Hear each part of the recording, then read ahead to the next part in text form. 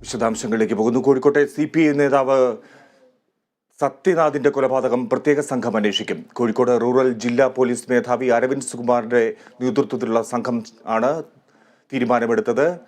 കൊലയ്ക്ക് പിന്നിൽ വ്യക്തിവൈരാഗ്യമെന്നാണ് പോലീസ് നിഗമനം. സംസ്കാരം വൈകിട്ട് നടക്കും. വിവരങ്ങളുമായി മേഘന മുരളി ചേരുന്നു. മേഘന, കൊലപാതകം അന്വേഷിക്കാൻ പ്രത്യേക സംഘം രൂപീകരിക്കും. തുടർ നടപടികൾ എന്താകും? മറ്റു വിവരങ്ങൾ എന്താണ്? കൊയിലാണ്ടി ടൗൺ ലോക്കൽ സെക്രട്ടറി ആയിട്ടുള്ള PV സത്യനാഥിന്റെ മൃതദേഹം കോഴിക്കോട് മെഡിക്കൽ കോളേജിൽ നിന്ന് കൊയിലാണ്ടി ടൗൺ ഹാളിൽ എത്തിച്ചു കഴിഞ്ഞു. ടൗൺ ഹാളിൽ അദ്ദേഹത്തിന്റെ മൃതദേഹം പൊതുദർശനത്തിന് വെച്ചിരിക്കുകയാണ്.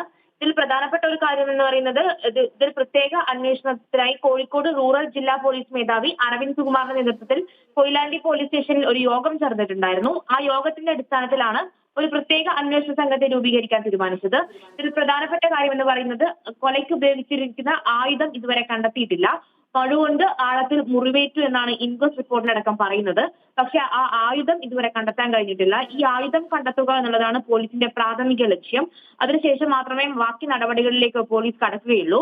മാത്രമല്ല, ഇതിൽ വ്യക്തിവൈരാഗ്യമാണ് ഈ കൊലയിലേക്ക് നയിച്ചത് എന്നാണ് പോലീസിന്റെ ഭാഗം. പക്ഷെ ഇതിൽ കൂടുതൽ വിവരങ്ങളും എന്തെങ്കിലും രാഷ്ട്രീയ സാഹചര്യങ്ങളുണ്ടോ, ഈ പ്രതിയായിട്ടുള്ള അഭിലാഷ് ഏതെങ്കിലും രാഷ്ട്രീയ പാർട്ടിയുടെ ചട്ടുകമായിട്ടുണ്ടോ, അങ്ങനെയുള്ള കാര്യങ്ങളൊക്കെ പോലീസ് അന്വേഷിക്കുന്നുണ്ട്.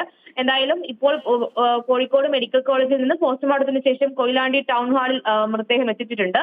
ശേഷം 6 മണിയോടുകൂടി വീട്ടിൽ പൊതുദർശനത്തിന് വയ്ക്കും. ശേഷം 8 മണിയോടുകൂടി അദ്ദേഹത്തിന്റെ മൃതദേഹം സംസ്കരിക്കുമെന്നാണ് അറിയാൻ കഴിയുന്നത്. PV സത്യനാഥൻ എന്ന് പറയുന്ന പ്രവർത്തകൻ കൊയിലാണ്ടിയെ സംബന്ധിച്ചിടത്തോളം വളരെ ജനകീയനായിട്ടുള്ള ഒരു നേതാവായിരുന്നു, പ്രവർത്തകനായിരുന്നു.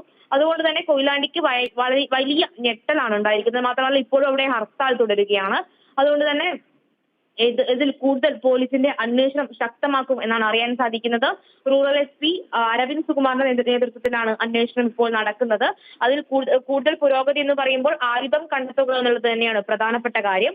സത്യനാഥന്റെ മൃതദേഹത്തിൽ 6 കൂടുതൽ മുറിവുകളും ആഴത്തിലുള്ള മുറിവുകളുണ്ട്. നെഞ്ചിനും കഴുത്തിനുമായി മുറിവുകളുണ്ട്. ഇത് അതുകൊണ്ട് തന്നെ ആയുധം കണ്ടെത്തി തുടർ അന്വേഷണത്തിലേക്ക് നീങ്ങുക എന്നതാണ് പോലീസിന്റെ ലക്ഷ്യം. എന്തായാലും വിലാപയാത്രയായിട്ട് വീട്ടിലേക്ക് മൃതദേഹം എത്തിച്ചേരാൻ അല്പസമയം കൂടി മാത്രമേ ബാക്കിയുള്ളൂ. ശേഷം ശരി, മേഘന റിപ്പോർട്ട് ചെയ്യുന്നു കോഴിക്കോട് നിന്നും.